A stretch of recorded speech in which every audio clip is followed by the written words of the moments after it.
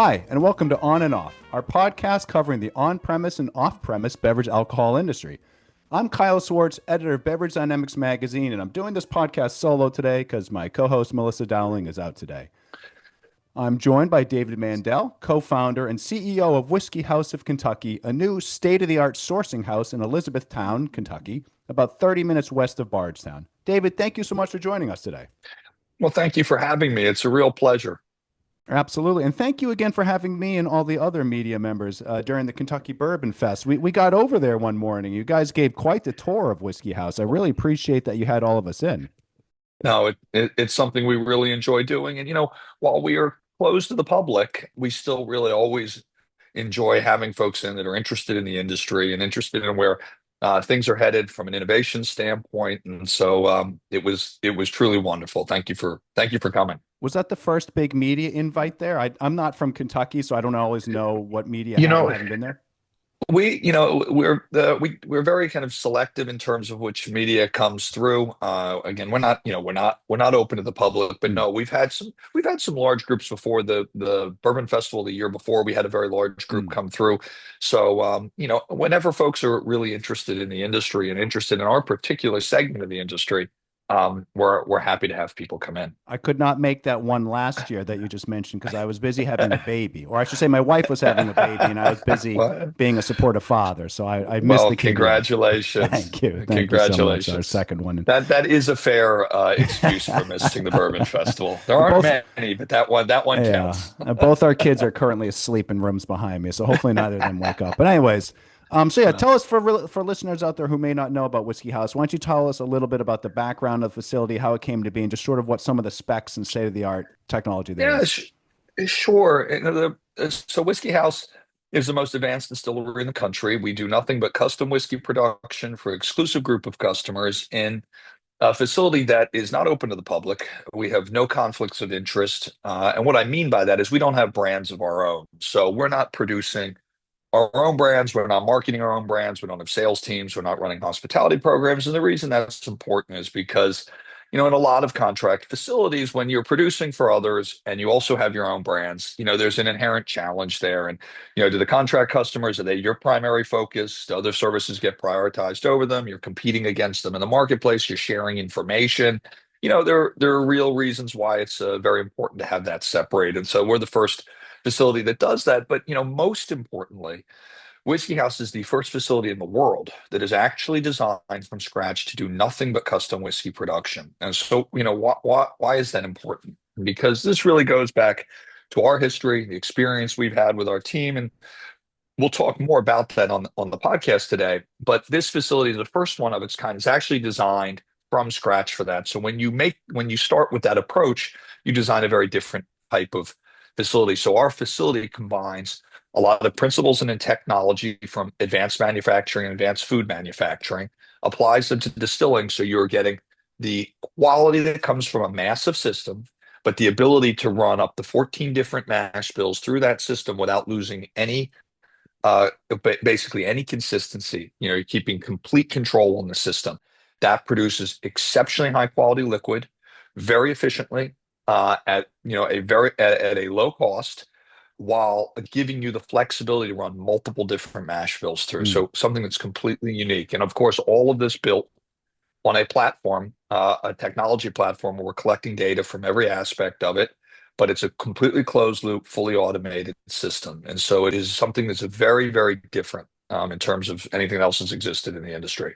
Absolutely. One of the things that struck me about what is so different about your place, as you are again graciously hosting us, and you just mentioned that digital platform, that digital backend. You guys built out the digital backend to begin with to a robust degree. We really did. Can you tell us a little bit about that?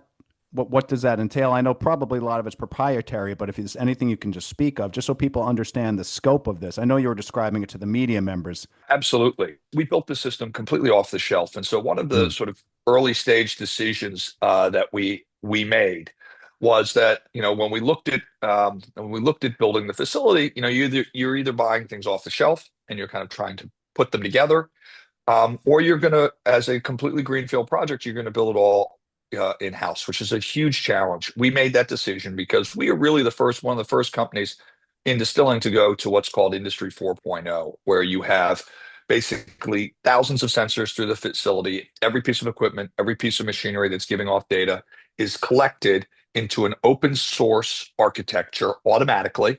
We then take that data, and then our team, we have a team of 7, and our engineering and technology team, data scientists, data architects, our whole software engineers, that then slice that data up, and then we use it several different ways. One, we use it to automate our processes. Two, we provide it to our customers in a very unique fashion where they have a secure portal. They can see their inventory.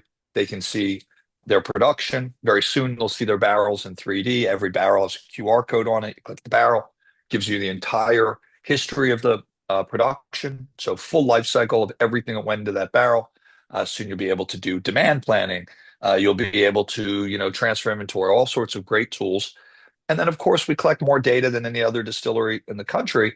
And then when you start getting that data, you've got it obviously curated correctly. You've got it authenticated, and then you're able to run it through AI models. Now we can Mm. start doing some interesting cutting edge research.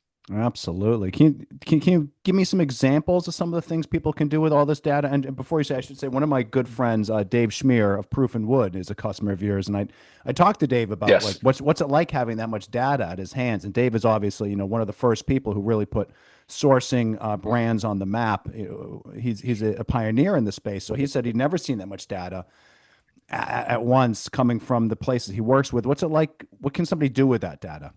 Well, it's really interesting, and you're going to be able to do more and more over time. And so, right now, for our customers, immediately they're able to see their inventory, and they're able to get their production. So, that's kind of a step change in some ways for this industry too, because, you're actually, one, you know what you have, you know where it is. For our international customers, that's also really nice too, and be able to see this in 3D. Mm. They know where their barrels are. So there's an inventory security, there's a production, understanding, exactly what's been made, where it is, the all the information around it. That's really important just as a first step. As you go forward, the types of information we're providing, and the more we're able to give it to our customers too, and you get that, that you basically get that full history of everything, that allows you to do everything from, plan your production better. I mean, your use of the whiskey better, demand planning, how you're thinking about what you're bringing to market and when. All of these tools will really assist, our customers in their day-to-day business. Everything like transferring inventory, ordering samples, automated through the customer portal.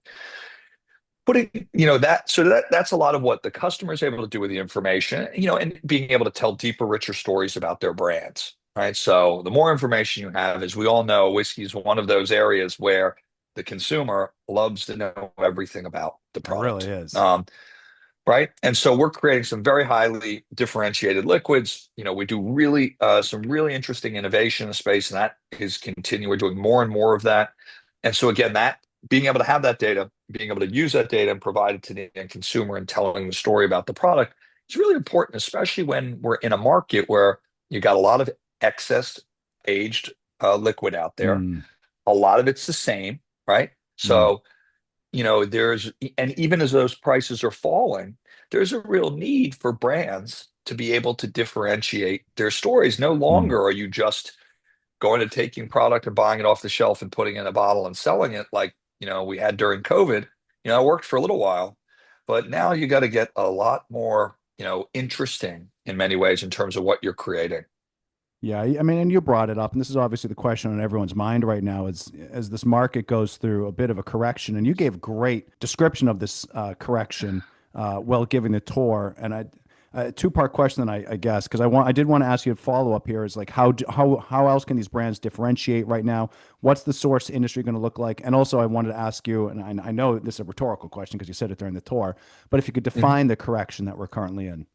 Sure. Again, and I think what's really important too is, as we talk about challenges in the market, you see a lot of headlines. In fact, Mm, look, there's a headline this morning. Wired Magazine just did a incredible article on us. It just came out this morning. If you want to see anything, you want a great background on what we're doing on the tech side, the Wired Magazine article that just came out this mm, morning, go to wired.com. It's got a great story on us. But like many, there's always this leading headline that says bourbon is in turmoil. The Mm. bourbon industry is in turmoil. The bourbon industry, is this the beginning of the end? And the answer to that is no, absolutely not, right? Now, it might be going through a reset. We might be going through, kind of some of these cyclical periods. And I think when you talk about the industry and when I talk about the industry, you also have to differentiate our part of the market. So whether you're in the contract business, third party liquid, and then kind of the rest of the bourbon industry, which also is segmented. They're different markets and they have different dynamics in them. Mm. And so in our part of the market, there is a lot of challenges because you have too many facilities, you have too much capacity, contract, Hmm. with too few customers spread across those facilities. And the customers right now, for many of them, as you have liquid prices of aged liquid on the secondary market that are dropping, then there's more pressure on companies that are producing new fill because when you sort of get to that curve where the aged product is less than the cost of the new fill for a little while, right? It really makes it a challenge. Now for us, where we're different and why we are we are able to we're navigating this better than others is because of one, the focus that we have on creating highly differentiated liquid, not having our own brands, this real dedicated focus to our customers where they need to produce something that is different than a lot of the aged liquid that is out there. And so that's a particular challenge in this market. But as the cycle goes back, production's being cut dramatically during this period. Now, all of a sudden, stable brands, if they don't, or if they have reduced their production, they're going to need more. And we're going to go through that curve. And, this is a transitional period for this segment of the market. The larger market, the larger whiskey market, again, I think we all know a lot of the issues. COVID caused a lot of problems. There's always the debate, are these structural changes, or is this just cyclical? We happen to believe that it is more cyclical than it is structural, right? Everybody debates the Generation Z not drinking. No, I mean, there's a lot of different studies, but there's studies that show that when they do drink, they're adopting faster than any other generation. They're drinking better. So there's a lot of positive things. And then as we look down the road, 10 years, the international markets are the potential still there is massive. It's not today, it's not tomorrow, but it's there. So there's a lot to be very bullish about. Yeah, absolutely. And I agree. And I agreed with everything when you said this at the during the tour as well. Two points you made that I like a lot. First of all, this Gen Z notion that they don't drink at all. And listeners to this podcast know I give this speech all the time. I call it the Gen Z speech. So I'm going to keep it short and sweet this time. But just because they don't drink now doesn't mean they're not going to drink. I think Gen Z is a generation that was the most hurt by COVID. I think it pushed them back professionally by 3 to 5 years. And I think as they start getting further up in their Yeah. careers and making more money, they will start drinking better. I agree with that entirely. I'll keep it there because I've said this speech so many times. And the correction thing you said, I think it was you who said it while I was at the Kentucky Bourbon Fest. I talked about 1,000 different people, but I'm pretty certain it was you. You talked about how there was like this, and it's something I already agreed with, the 40% spike, artificial spike during COVID. I think that was your number, may not have been, but 40% Yeah, and spike. those numbers are anywhere between like 25 and 40%, 25 and depending on 40. which But in other words, segment. an Yeah, enormous, I mean, you but can I even did see in say the 40. Yeah, stock market, it happened as well. yeah, Like everything mirrors the market. And then, natural that it's going to come back down to what is sustainable, smaller growth. I mean, you don't want a 25 to 40% growth. That is not a realistic number. I mean, maybe you want it, but that's not realistic in terms of right. how a healthy market actually operates. So it's coming down to what is a more healthy number. And I think it's just people obviously overexpanded during COVID, and now it's a period of pullback to meet that. And, that's how the cyclical nature of it works. I think that's exactly right. And there are a lot of opportunities. I just came back from the Impact Marketing seminar in New York, which was great. And you're listening to the CEOs of the biggest companies talk, and I think across the board, the feelings are very much the same. It's cyclical. We've seen some of these cycles in the past. There are things that you can draw from with history and the near history that are, that you see similarities. One of the interesting things when you talk about kind of the future, the new CEO, North American CEO of Moet Hennessy gave a really interesting presentation about the new definition of luxury, the future of luxury, how these new generations are going to be approaching. And of course, there's a lot of things that you expect, valuing experiences over physical things, and looking for authenticity and all of that. But a couple of really interesting statistics are that we're going to be looking at the largest transfer of wealth here in American history over the next 20 years is in the trillions of dollars, tens of trillions of dollars. And how does that impact beverage alcohol?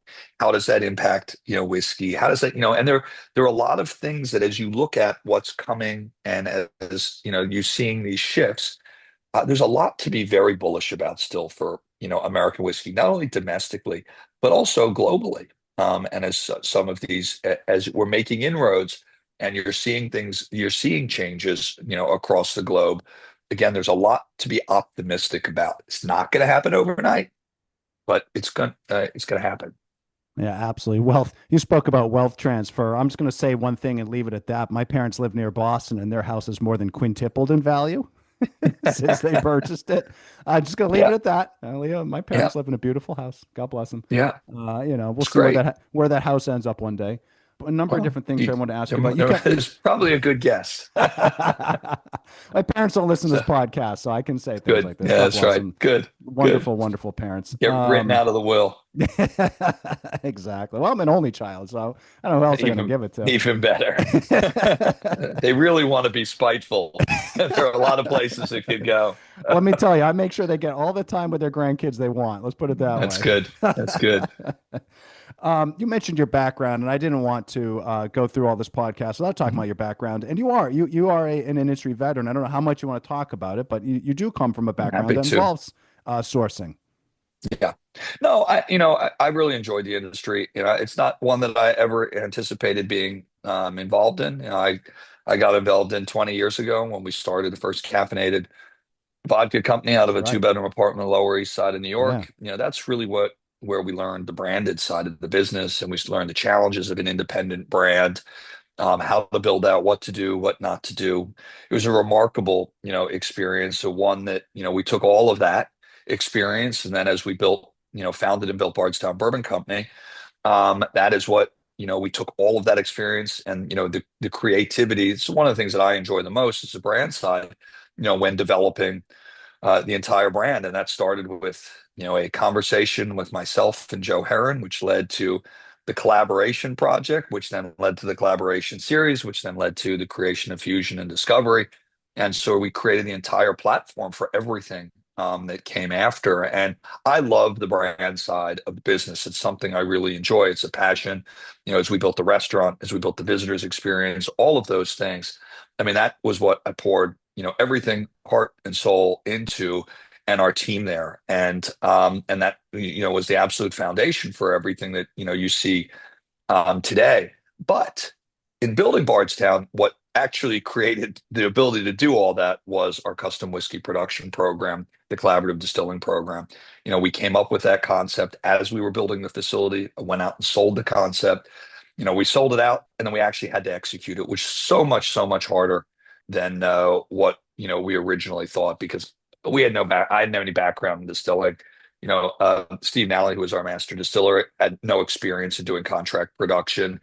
There were so many steps that went in there that ultimately made us successful, and so many times where everything ultimately almost fell apart. And it wasn't until we brought John Hargrove into the business, who had a complete background in that, advanced food manufacturing.